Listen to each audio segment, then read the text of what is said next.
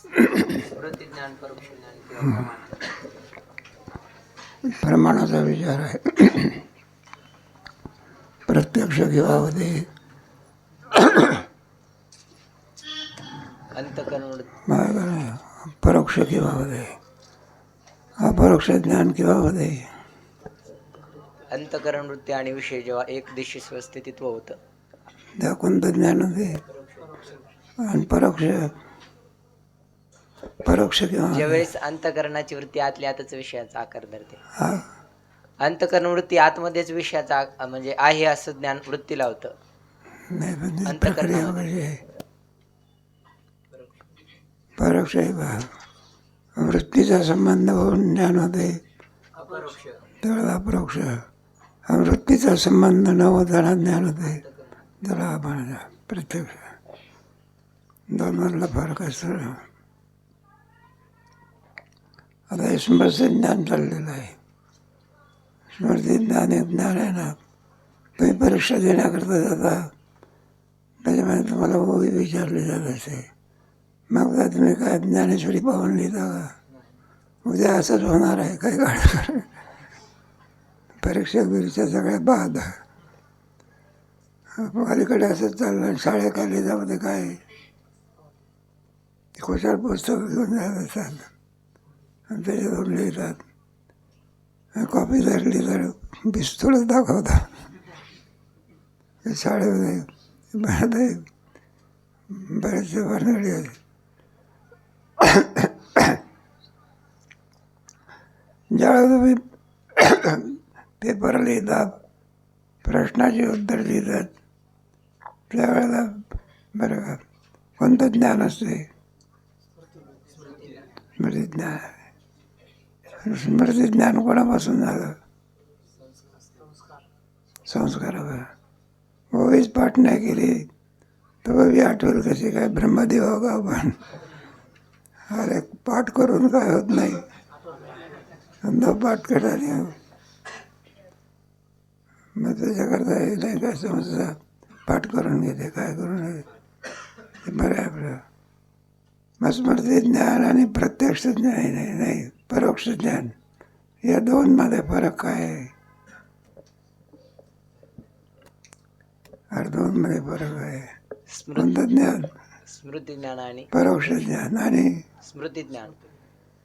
मग परोक्ष ज्ञानामध्ये सुद्धा विषयाची वृत्तीचा काय नाही, संबंध नाही. संबंध आला तर अपरोक्ष अपरोक्ष ज्ञान. स्मरण नसेल तर परोक्ष ज्ञान. आहे का नाही? बरं, स्मृती ज्ञानामध्ये सुद्धा विषयाचा काही नाही, संबंध आहे. काय पाहून लिहितात काय संस्काराने लिहिलं.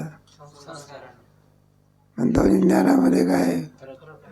मग आलं का स्मृतीला अपरोक्ष म्हणावे काय, असा प्रश्न केला.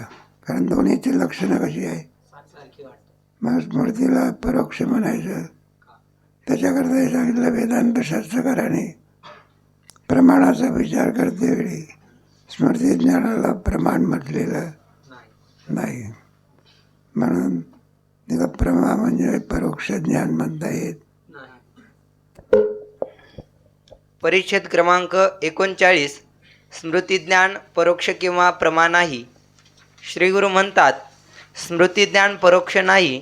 स्मृतिज्ञान फक्त पूर्वज्ञानाच्या संस्कारापासून होते. तुम्ही जे काही पाठ केलेली असेल त्याचे संस्कार असतात आणि त्या संस्कारामुळे आपल्याला स्मृती काय होते. मग ते संस्कार कसे जागृत होतात वगैरे पुढे मागे होऊन गेले. तुम्हाला सर्पाचे संस्कार का जागृत होतात?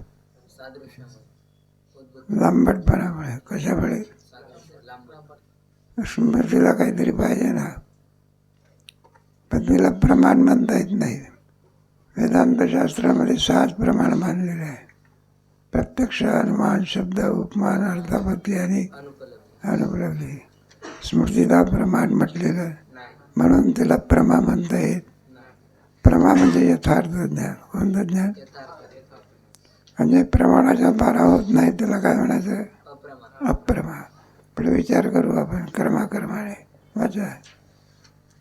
कोणत्याही प्रमाणापासून उत्पन्न होत नाही म्हणून प्रत्यक्ष असले तरी स्मृतिज्ञान प्रमाण आहे. कोणत्याही प्रमाणापासून स्मृती ज्ञान उत्पन्न होत म्हणून त्याला प्रमा म्हणता येत नाही. मग प्रमा कोणाला म्हणायचं? जे प्रमाणापासून उत्पन्न होते त्याला काय म्हणायचं? यथार्थ ज्ञान असते. काय असते? आणि जे प्रमाणापासून होते ते काय नसते. त्याच्यात पुढे प्रकार आहे. अप्रमामध्ये सुद्धा यथार्थ अप्रमा, एक यथार्थ अप्रमा, हे क्रमाक्रमाने तुम्हाला सांगायचं आहे. झोप येत नसली तर ऐकायला यायचं आपलं. चांगलं नाही तुम्हाला कल्पेचा ग्रंथ आहे बा. वृत्ती प्रभाकर याच्यावर तसं आहे. प्रत्यक्ष, अनुमान, शब्द, उपमान, अर्थापत्ती, अनुपलब्धी आणि शेवटची जीवनमुक्ती. वृत्ती प्रभाकर एक वेदांतामध्ये वेदांत परिभाषा म्हणून ग्रंथ आहे. धर्मराज धरेंद्र. त्याच्यामध्ये 6 प्रमाणाचं काय केलं आहे. याच्यामध्ये सॅम्पल आहे. नुसतं काय सॅम्पल समजते का? कोणतरी मनुष्य फ्रूटवर धर्मशाळेत गेला, कुठे बागेत, बाजारात, मग तुला आता काहीतरी देवगडचा हापूस घ्यायचा आहे. ते डॉक्टर विकणारे हुशार असतात. त्याची किंमत बिंमत सांगतात. म्हणले महाराज ती गोड आहे. आमचा आंबा कसा आहे पाहून समजते का? मग ते हुशार असतात. कोण लोक विकणारे लोक. मग ते काय करतात? आंबा घेतात, त्याची फाक असं काढायचं आणि त्याच्या तोंडात काय करायचे? टाकायचे. मग तो काय म्हणतो? आंबा कसा आहे? गोड आहे. अरे काय पैसे लागेल ते घ्या, पण डझनभर आंबा काय करा. आता ते गोडी काय झाली? आता प्रत्यक्ष झाली. काय झाली? आतापर्यंत काय होती? अप्रत्यक्ष. वाचा. आणि अनुमानादी प्रमाणापासून उत्पन्न होणारे जे परोक्ष ज्ञान ते प्रमाणजन्य आहे म्हणून प्रमा आहे. त्याचा काय थोडक्यात विचार केला मी नाही का? मग त्याला गिरायकाला गोडी कळाली, मग पोट भरला त्याने. सॅम्पल म्हणतात त्याला. काय म्हणायचं? थोडक्यात आपलं सांग, गोडी लागावी म्हणून. तसे विचारसागरामध्ये सॅम्पल आहे. एका पानात ताट पण टाकतात. कोण? तुमचे म्हणजे पण प्रमाणाचा विचार भरपूर केलेला आहे. तर संस्कृतमध्ये ग्रंथ आहे वेदांत परिभाषा. बरं, पुढे आता इतका स्मृती आणि परोक्ष ज्ञान यात भेद आहे. परिच्छेद क्रमांक 40. हे बा, आता सांगा तुम्ही परोक्ष ज्ञान आणि परोक्ष स्मृती ज्ञानाच्यातला भेद सांगा. स्मृतिज्ञान हे केवळ पूर्वी जे आपल्या ठिकाणी झालेले अंतःकरणावर संस्कार असतात त्या संस्कार म्हणजे उद्भूत संस्कारापासूनच स्मृतिज्ञान होतं. आणि जे परोक्ष ज्ञान आहे हे परोक्ष ज्ञान प्रमाणजन्य आहे. अनुमानाच्या किंवा इत्यादी प्रमाणाद्वारा परोक्ष ज्ञान होतं. ब्रह्म आहे का आहे तर हे अध्यस्त असणारा पदार्थ आहे. त्याला अधिष्ठान कोणतरी चेतन असावं लागतं म्हणून ब्रह्मण आहे. पण आहे जे परोक्ष ज्ञान झालं हे अनुमान प्रमाणाद्वारे झालं म्हणून परोक्ष ज्ञान हे प्रमाणजन्य आहे आणि प्रमाणजन्य असल्यामुळे प्रमा आहे. परंतु स्मृतिज्ञान हे संस्कारजन्य आहे. संस्कार हे प्रमाण नाही म्हणून प्रमाणजन्य नाही. हे बा, थोडक्यात सांगायचं म्हणजे परोक्ष आणि अपरोक्ष. परोक्ष ज्ञानामध्ये वृत्तीचं पदार्थाशी काय असतं? हे बा, विषय आणि वृत्ती एका ठिकाणी आल्याशिवाय अपरोक्ष ज्ञान होत. आता तुम्ही जरी आणखी आमची वृत्ती दुसऱ्या याच्यात गुंगलेली असेल तर समोर असल्याने आम्हाला तुमचं काय होत नाही. म्हणजे वृत्तीचा पदार्थाशी काय आला पाहिजे? कोणतं ज्ञान? आणि संबंध न होताना अपरोक्ष ज्ञानात संबंध आहे का? आपल्या आत वृत्ती तशी होते. मग कोणतं ज्ञान? जो म्हटलं परोक्ष म्हटलं का प्रत्यक्ष आणि आता स्मृती ज्ञान. परोक्ष ज्ञानामध्ये वृत्तीचा पदार्थाशी काय नाही, आपल्या आत्मवृत्ती काय होते. तसा स्मृतीचा सुद्धा वृत्तीशी काय नाही, दोघांमध्ये काय आहे, एक वाक्यच आहे. मग स्मृती ज्ञानाला परोक्ष म्हणता का, की काय म्हणता का? का म्हणता येत नाही? प्रमाणजन्य नाही, हे उत्तर. परिच्छेद क्रमांक 40, प्रमाणांचा विचार व त्याचा उपयोग. शिष्य म्हणतो, प्रमाणांचे लक्षण काय व ती प्रमाणे किती आहेत त्याचबद्दल माहिती कळावी अशी इच्छा आहे. आता प्रमाणाचा विचार, ज्याच्याद्वारा आपल्याला ज्ञान होते त्याला प्रमाण असं म्हणतात. त्या प्रमाणाचा काय केलेला विचार, त्याच्यामध्ये प्रत्यक्ष नाही का, आपण डोळ्याने पाहतो, कानाने ऐकतो, शब्द, स्पर्श, रूप, रस, गंध, हे सगळं प्रत्यक्ष आहे. त्याला कोणतं ज्ञान म्हणायचं? वृत्तीचा त्याच्याशी काय संबंध नाही. हे झालं प्रत्यक्ष. अनुमान म्हणजे दुरावरून आपल्याला अग्नीचं काय होते, ज्ञान होते. कोणतं प्रमाण? बरं, एखाद्या माणसाला मला पेढा घ्या, पेढा दिला. म्हणलं कशा करता दिला? म्हणलं तुम्हाला काय झाला? मुलगा झाला. हे कोणतं ज्ञान? शब्द प्रमाण. प्रत्यक्ष पुढे अनुमान, पुढे उपमान. बरं, आपण संतांचं वर्णन करतो, तो का म्हणे गुण अंताचे तुम्ही जगी. याच्यावरून आपल्याला विषयाचं काय झालं? कोणता प्रमाण? अनुमान. पुढे कोणता आहे? अर्थापत्ती. अर्थापत्ती म्हणजे सादृश्यावरून होणारं ज्ञान. एखादा विचारलं, कोणीतरी एक प्राणी आहे, अगदी गायीसारखा दिसतो. कोणासारखा? पण तो गाय नव्हे, काय नव्हे, असं त्याला अगोदर ज्ञान होतं. तो प्राणी तुला दिसला, तो म्हणला गाय नव्हे, काय नव्हे. मग आपल्याला मित्राने सांगितलेला कोण आहे, याला कोणतं प्रमाण म्हणायचं? उपमान प्रमाण. पुढे कोणतं आहे? अर्थापत्ती म्हणजे एखादा मनुष्य का प्रत्यक्ष अनुमान, शब्द, उपमान, अर्थापत्ती. एखादा मनुष्य रात्री काय करीत नाही, दिवसा जेवत नाही, जेवतच नाही म्हणायला लागले, काय म्हणत नाही. आणि धष्टपुष्ट दिसतो, काय दिसतो म्हणजे अर्थ दिवसा जेवत नाही तर कधी जेवत असला पाहिजे. आपण रात्री जेवताना दिसत नाही, खोली बंद करून जेवत असला. याला कोणतं प्रमाण म्हणायचं? अर्थापत्ती. आणि या ठिकाणी घट नाही, याला कोणतं ज्ञान? बदलतं क्रमाक्रम. श्री गुरु म्हणतात, प्रमा या संस्कृत शब्दाचा अर्थ प्रमाणापासून उत्पन्न झालेले यथार्थ ज्ञान असा आहे. प्रमेचे जे करण ते प्रमाण. प्रमाणापासून जे ज्ञान उत्पन्न होतं त्याला यथार्थ ज्ञान म्हणतात. त्याच्या बाद होऊ शकत,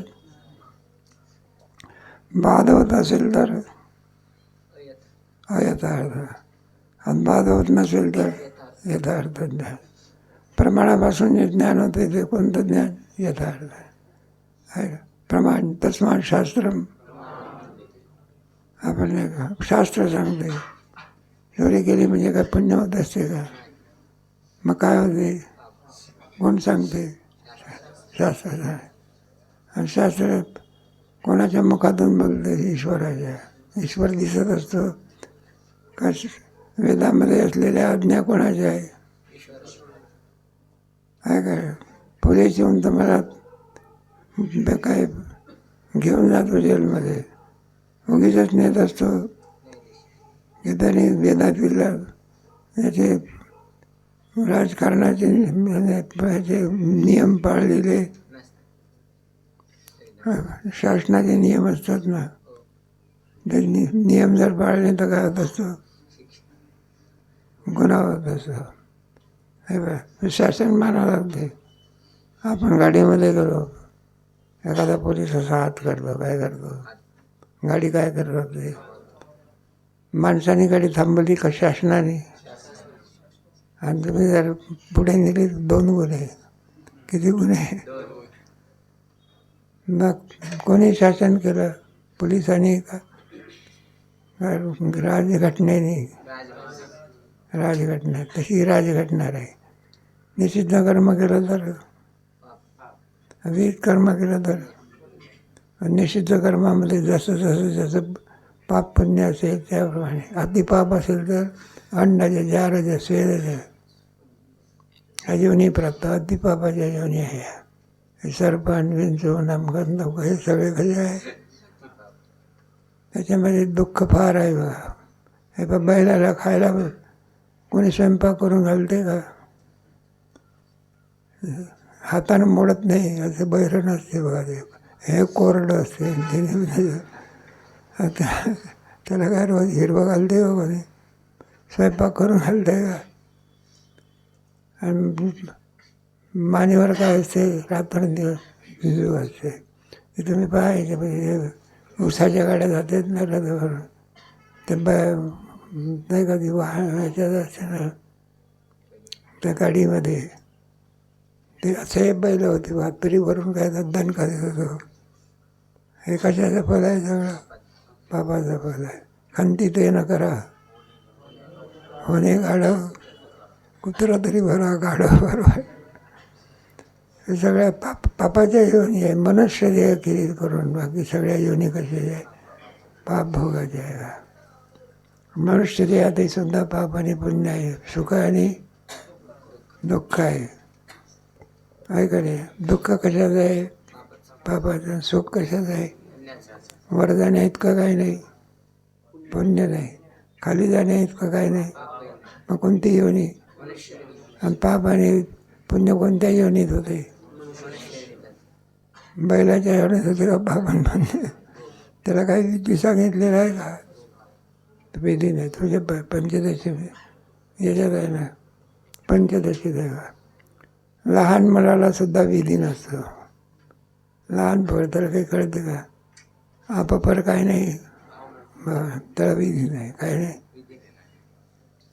पण माणसाला पुढे वयात आल्यानंतर त्याला काय विधी आणि समजायला लागलं म्हणजे विधी आणि निषेध जाऊ दे.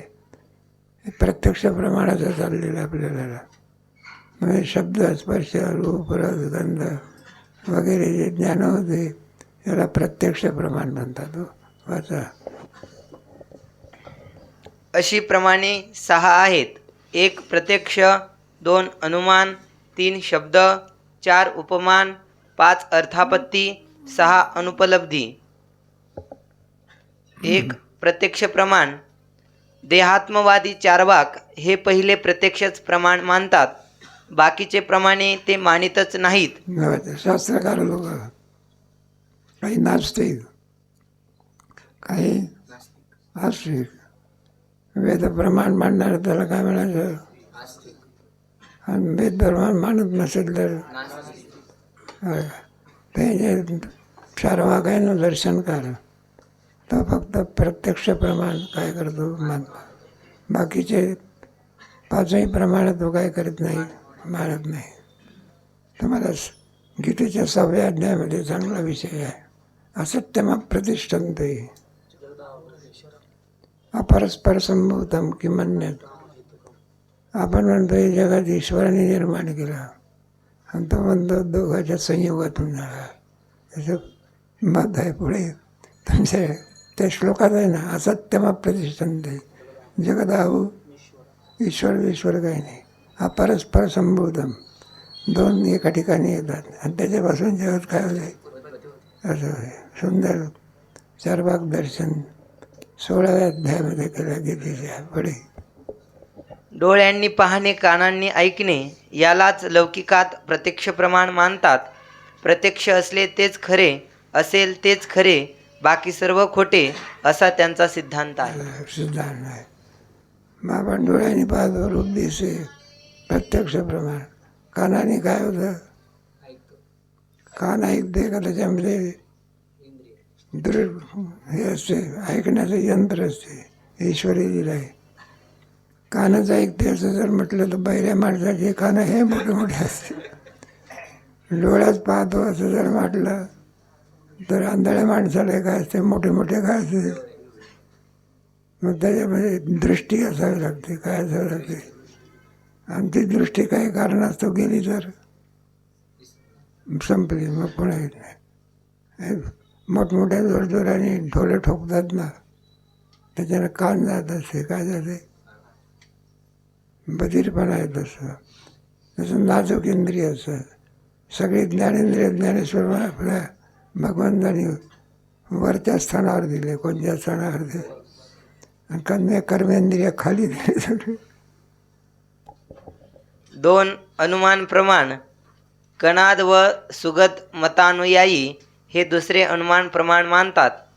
कारण प्रत्यक्ष प्रमाणाने व्यवहारही चालत नाही. असे पहा की तृप्ती होण्याकरिता भोजनामध्ये प्रवृत्त जो पुरुष, त्यास आताचे भोजन तृप्तीचे कारण असल्याचे प्रत्यक्ष ज्ञान नाही, परंतु पूर्वीच्या भोजनाने तृप्ती झाली होती, त्याप्रमाणे आत्ता भोजन केले तर तृप्ती होईल असे अनुमान करूनच तो भोजनामध्ये प्रवृत्त होतो. आता याचा दिला बघा, मनुष्य जेवणामध्ये प्रवृत्त का होतो?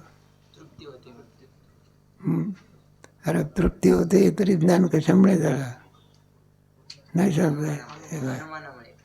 अनुमानाने नाही.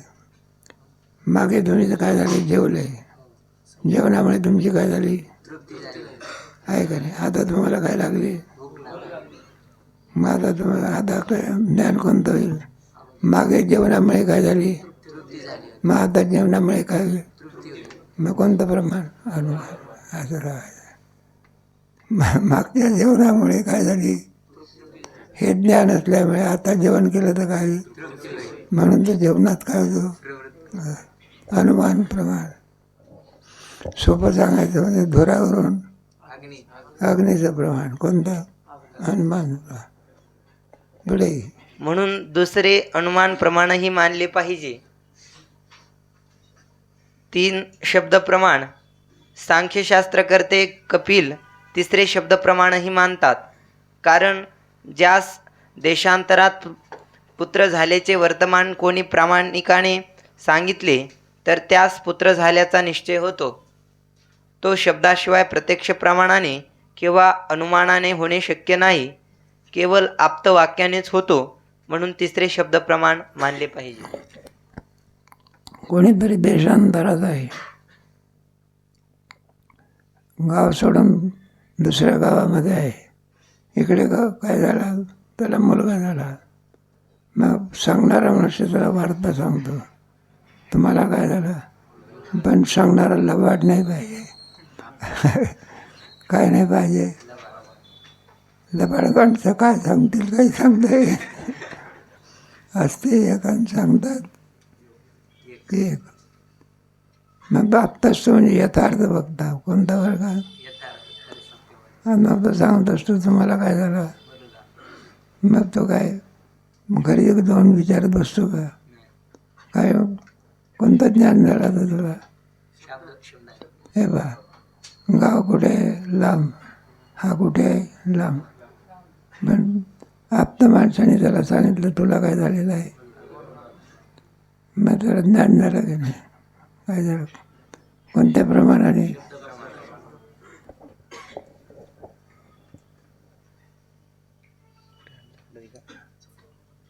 4 उपमान प्रमाण. बरोबर आहे, सांगा. न्यायशास्त्राचा कर्ता गौतम याचे मतात 4 उपमान प्रमाण मानतात. कारण ज्या पुरुषाने गवय पाहिला नाही, परंतु वनात राहणाऱ्या माणसापासून असे ऐकले आहे की गायीच्या आकारासारखाच गवय असतो. एका ग्रस्ताने आपलं गवे नावाचं प्राणी काय केलं नाही, पण दुसऱ्याच्या तोंडून ऐकलं. गवे म्हणजे गाणारा नाही घ्यायचं इथे.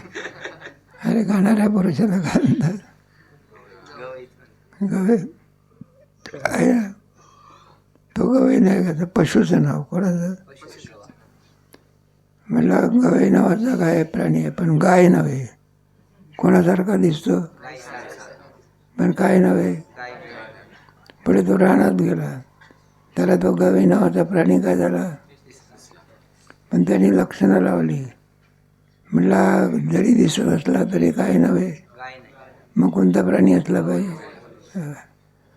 तर लग्नामध्ये असते ना तुमचे आता नवरदेव ना त्याचा भाऊ दोघे सारखेच दिसतात. कोण दोघे भाऊ असते ना सारे. माणसाची काय होते फसवत होत असते. मग ते लोक म्हणतात हो तो त्याचा नवरदेवाचा काय आहे भाऊ आहे. अरे का लग्न त्याच्याशी लावायचं नाही. सादृश्य दोष. कोणता दोष? कोणतं प्रमाण?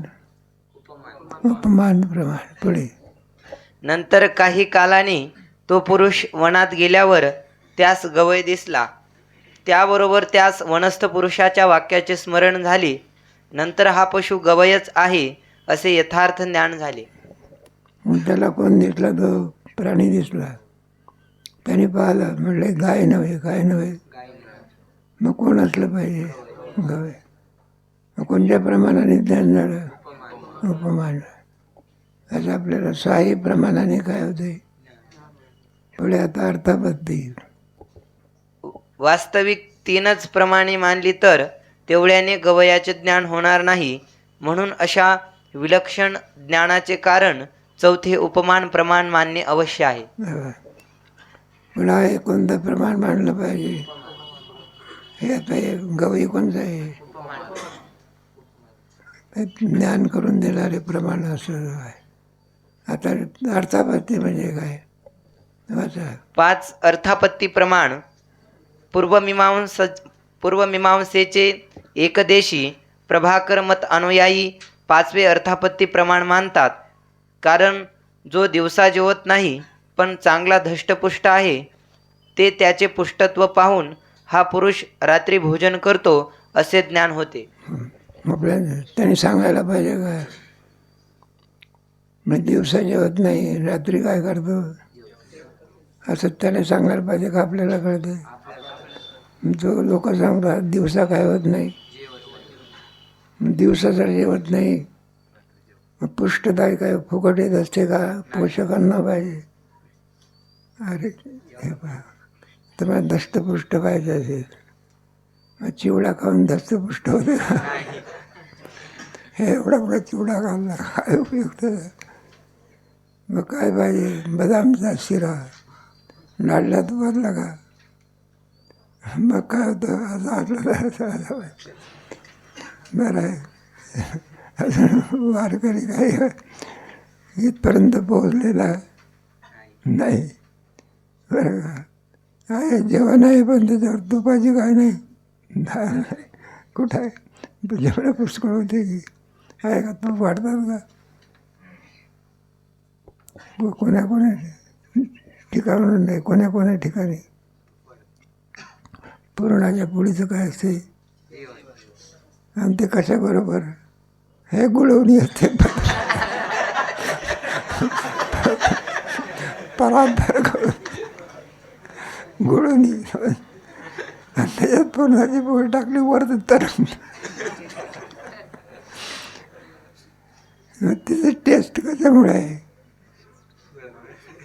तुपामुळे नाही का?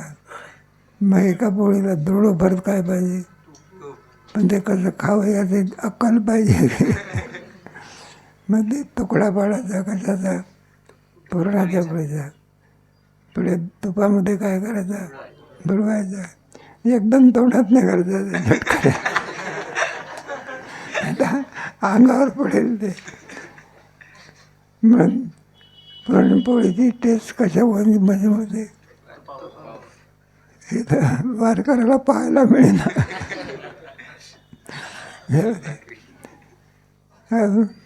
पद्धत आहे ना तिकडे. वेळात तो वाढल्याशिवाय पूर्णत्व होऊ शकत नाही. पुढचं सांगू का? दक्षिणा लागत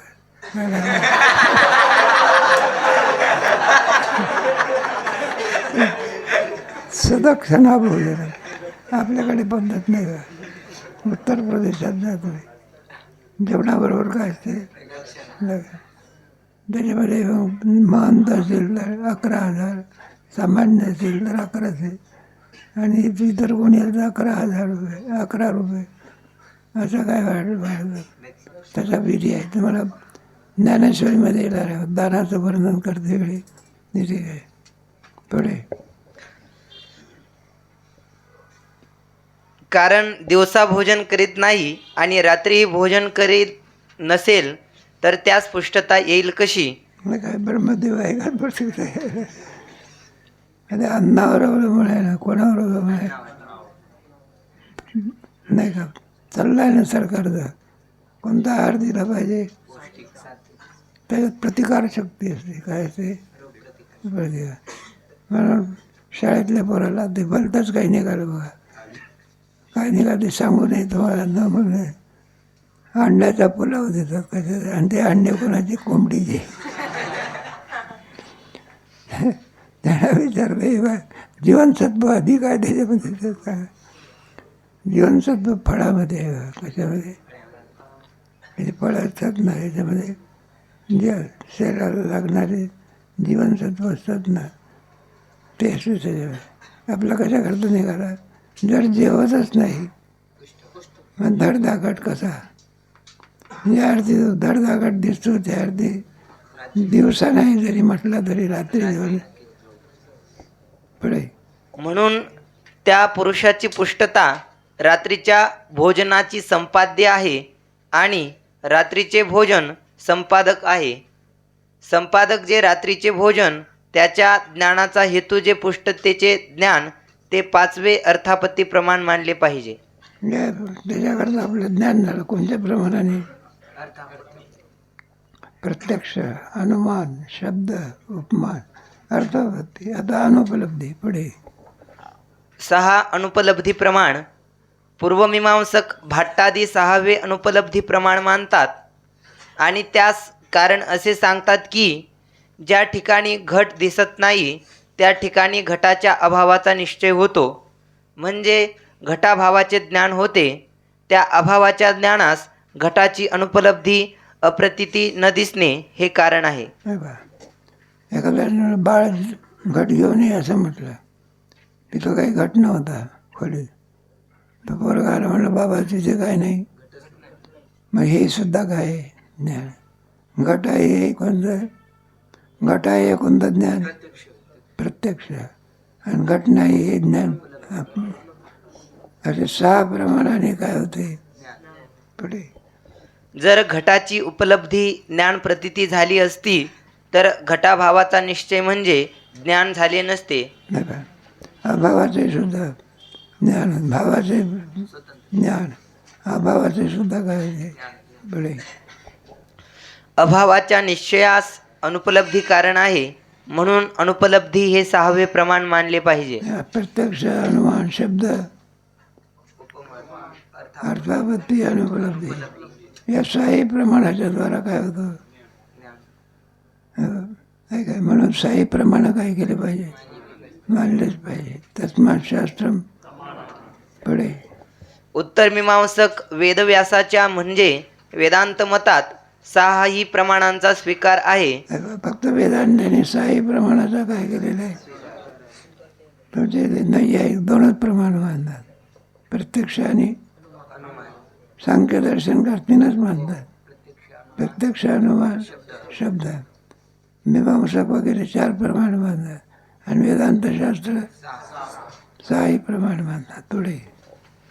या प्रमाणांच्या लक्षणामध्ये शास्त्राकारात बराच मतभेद आहे. त्याचा फार विस्तार होईल म्हणून प्रमाणांचे सामान्य स्वरूप व त्यांची लक्षणे सांगितली. त्याच्यामध्ये एकमेकाचं काय होत नाही. पुष्कळचा त्यांचा वादविवाद आहे. एवढ्या भानगडीत न पडताना आम्ही थोडक्यामध्ये तुम्हाला काय केलं सांगितलं, विस्तारपूर्वक सांगितलं तसं म्हणलं श्रुती उठून गेले असते. थोडक्यात सांगितलं हे आपले अर्थ काय केले. पुढे. सामान्य विचार करणाऱ्या लोकास असे वाटते की प्रत्यक्ष व अनुमान ही 2च प्रमाणे मानणे योग्य आहे. बाकीच्या काही प्रमाणांचा अनुमानात अंतर्भाव होईल व काहींची जरुरी नाही. परंतु ही 6 प्रमाणे मानणे कसे आवश्यक आहे याचा विशेष विचार वृत्तीप्रभाकर या ग्रंथात पंडित निश्चलदासजींनीच लिहिलेला आहे. हिंदी भाषेमध्ये त्याच्यात मराठी केलेलं आहे. त्याच्यामध्ये ते ग्रंथ वृत्ती प्रभाकर म्हणून, त्याच्यामध्ये प्रत्यक्ष प्रमाण पहिलं प्रकरण, पुढे अनुमान प्रमाण दुसरं, आता साई प्रमाणाचा काय आहे, आणि शेवटचं जीवनमुक्ती नावाचं प्रकरण आहे. हे आपल्याकडे हा ग्रंथ चालत नाही, पण हे ग्रंथ साधक आश्रम वगैरेमध्ये ते तात्यासाहेब वगैरे सांगायचे.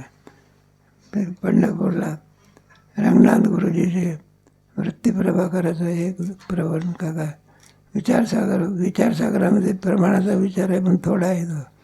तुम्हाला सांगितलं ना, आंब्याच्या सॅम्पलप्रमाणे अधिक विचारतच आहे. पण बरं आहे आपल्याला, एवढं जरी असलं आपल्याजवळ तरी पुष्कळ काम करते. मग गीतेमध्ये सुद्धा आहे ना, प्रमाणाचा काय केलेला आहे, विचार केलेला आहे ना. सगळ्यात मुख्य प्रमाण कोणतं, शब्द प्रमाण. सर्व प्रमाणाचा काय करते, ते बात करून टाकते. तर उदाहरणार्थ एखादे कामगार लोक, म्युन्सिपाल्टीचे लोक झाडझूड करतात, त्याच्यावर एक देखरेख करतात. देखरेख करणारा म्हणतो, हे काम करायचं नाही. कोणतं काम करायचं आहे, कामगाराला काय आहे का तितक्या कामगाराचा कोणाला मालक आला, काय आला, आपल्या मुलगा आला, तर म्हणतो हे का म्हणले, बा तुमच्या याने सांगितलं, तर म्हटलं मी सांगतो ना, हे काम करा. बाकीच्या त्याने काय केला, बात केला. पुढे त्या मुलाचा मालक आला, कोणाला बाप आला, तर म्हणला मी सांगतो हे काम करा. म्हटलं तुमच्या मुलाने सांगितलं, म्हटलं मी सांगतो ना. सगळ्याची मतं काय केली, मग सगळ्यात मोठं प्रमाण कोण, शब्द प्रमाण. सगळ्या प्रमाणाचा काय करते, ते बात करते. प्रमाण उत्पादिता विद्या पंचदशीमध्ये आहे. पण सगळ्यामध्ये मुख्य प्रमाण तस्मात् शास्त्रम, शास्त्र काय सांगते याला महत्व आहे. पुढे तो ग्रंथ पाहिला असता वरील शंका निवृत्त होईल.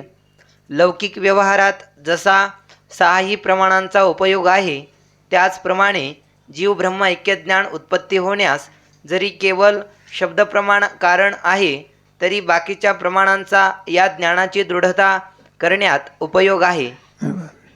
बाकीच्या त्याचा उपयोग आहे. एखादा कीर्तनकार असतो, आमंत्रण कोणाला असते, कीर्तनकाराला. मग 2-4 लोक घेऊन जातो, कशा करता, जेवण्याकरता का. अरे कीर्तन म्हटलं तर वादक काय पाहिजे, वादक पाहिजे, पण चाल म्हणणारे काय पाहिजे, ऐकायचे पाहिजे का नाही. म्हणजे सहकारी साधन आहे ना कोणते. मग सगळ्यामध्ये जीव ब्रह्म ऐक्यज्ञान कोणत्या, शब्दप्रमाणे. बाकीचे काय झोपा काढायला का, बाकीच्याच आहे काय होतं. जीव ब्रह्मैक्य जर इंद्रिय गोचर प्रत्यक्ष असते तर वेदवाक्याची जरुरीच राहिली नसती. परंतु जीव ब्रह्मैक्य प्रत्यक्ष ज्ञानास इंद्रिय संबंध किंवा अनुमान ही निरुपयोगी आहेत. म्हणूनच अपौरुषेय शब्दराशी जो वेद हा सर्व प्रमाणात श्रेष्ठ प्रमाण आहे. सगळ्या प्रमाणात कोणतं प्रमाण श्रेष्ठ, ब्रह्म का दिसत असते का, माय कशावर वेद सांगते, पाप पुण्य दिसते का, माय कशावर, तस्मात् शास्त्रम. ज्ञानेश्वरीच आहे, तुम्ही शिकाल त्यावेळेला. पुढे सगळं का, आता कोणता मथळ आहे, प्रमेयचे लक्षण व सिद्धी. त्याचा विचार कधी करू आता.